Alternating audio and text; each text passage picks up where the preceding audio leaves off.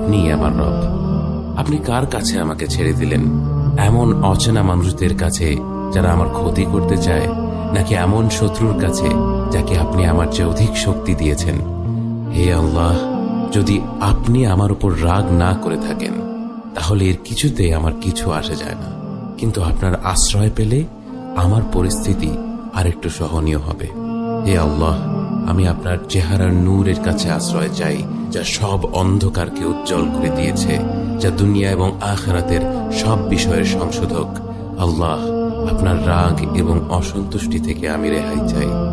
আল্লাহ, এ সব কাজই শুধু আপনাকে খুশি করার জন্য করা, এবং আপনি ছাড়া কোনো শক্তি নেই, কোনো ক্ষমতা নেই।